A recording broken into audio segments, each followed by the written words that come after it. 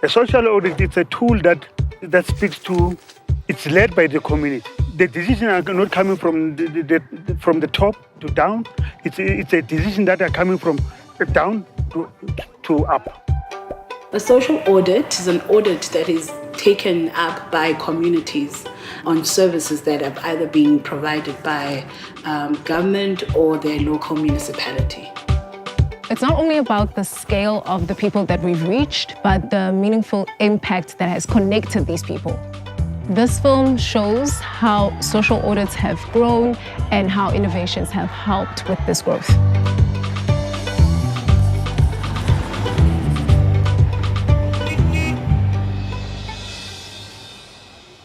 So the social audit component comes in handy. The nice thing about it is that it's much closer to what the experience is of the ordinary people, because you can have something recorded in your books claiming that you were spending this money for such and such, when in reality those people in that place have absolutely no experience of that service. So I think for us, the social audit comes to narrow that gap for us, and I think we welcome this opportunity to interact with yourselves. As Plan Act and IBP, we said, let's use this platform differently. That's why we introduced the whole notion of collaborative social audit.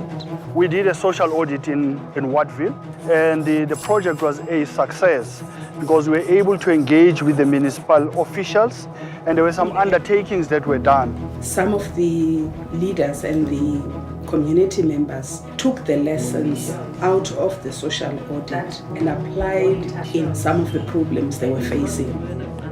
And they were very successful. As we speak now, we have almost 121 people who have been relocated. Silapha sisezindlini zethu ezintsha esizifumene kwamasipala.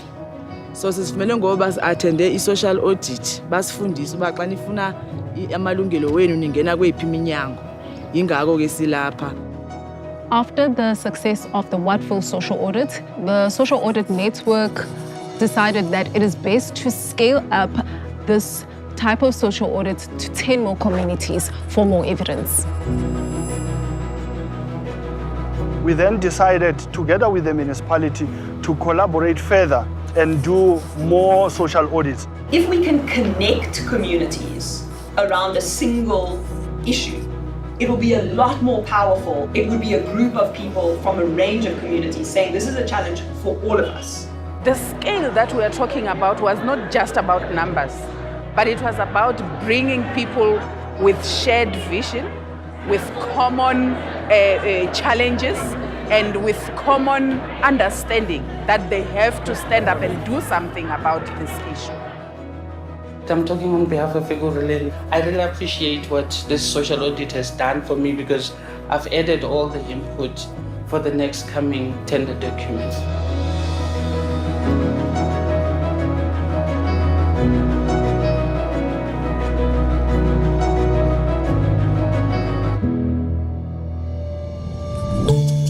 We decided as the social audit network that if we get individuals who have done a social audit before, they can share their experience with the 10 communities. The volunteer program worked really well because these volunteers or community members had first-hand experience with conducting a social audit. They were able to share their experiences with other communities. They were able to show that the social audit is the real thing and people can actually get positive results from the social audit. The roof is clear, and transparent. The story cannot even begin without mentioning Councillor Sibia from Wattville. The ward councillor there was very positive about the audit, and he saw it as a methodology that was going to help him to address the issue of the chemical toilets and the complaints from communities. No, I was, chatting with one of our councillors in the Egoruleni, or Councillor Sibia, and he informed me about the Plan Act and actually how it assisted him and impacted on his ward.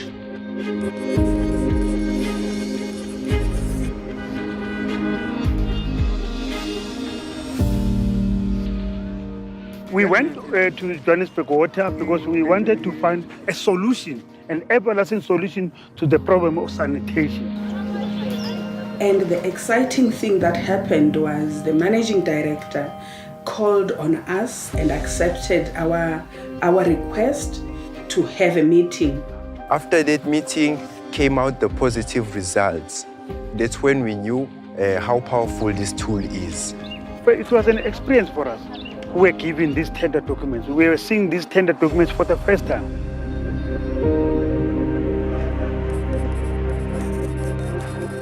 Mining affected communities, United in Action and Action Aid South Africa, they are conducting social audits in 10 different mining affected communities all over the country.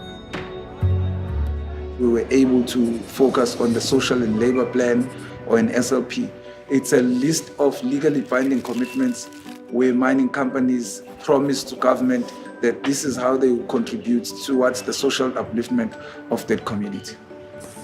We have one community in the Northern Cape, we have 3 communities in Limpopo, and in Gauteng we are looking at 2 in the East Rand and in the West Rand. In KZN we're looking 1, and then in Mpumalanga there's Ochis, Impola, and Free State we also have Velkom. In the Western Cape, we are looking at working with Lutzville. And in Northwest, we are working with the Klerksdorp community. So when we went through the SLP, we find out they said they built a clinic and school. So in that school, they said they spent 1.5 million rand to help the school. We only find out they only spent 30 rand. When we did the door-to-door, we managed to go into 88 households. About 90% of people in Sakuluma now had never worked at the mine or had not benefited anything from the mine. We are aiming at conducting social audits in communities across South Africa with different minerals so that we could get a picture that whatever is happening through gold, coal, platinum, chrome, and iron ore, all the problems are the same, irregardless of the mineral and irregardless of the province.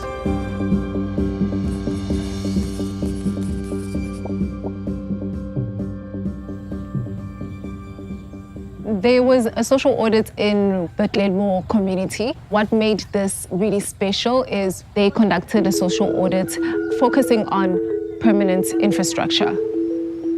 And that was the first in this country. The municipality of Ngoshwa had allocated a sum of money close to 3 million rand for the refurbishment of the Glenmore sports field. The municipality had come in and, according to the community, had messed up what had been their community treasure. We, together with the community, decided to use the social audit tool. This tool enabled us to request the information and to do a physical verification of what had been promised to the community. Through the assistance of the Social Audit Network, we got the services of Ubuchule Designs, who work within the built environment space. We wanted to have empirical evidence that this is what was said and this is what was done. What we're going to do basically is that we're going to do a walkabout, pick up the obvious things, the obvious defects, they call it. 230 walls. They've used 140 mils block, and they have 230 wall specified. Now, already, your difference in cost is massive. We really have to wonder if everything that you see here is worth what is on the paper. Anyway, we'll take what we have. We'll use the information we have to build up the report, and the community can decide what happens next.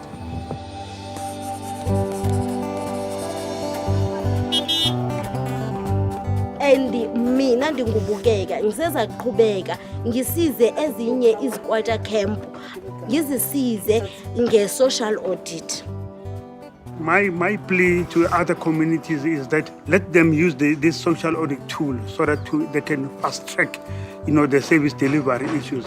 The social audit network has played a tremendous role in just supporting and pushing us in the right strategic direction. The social audit assisted us a lot, and I will also recommend, in fact, for other councillors to engage. You can audit anything, any project that the municipality is going to implement. Communities can take it upon themselves.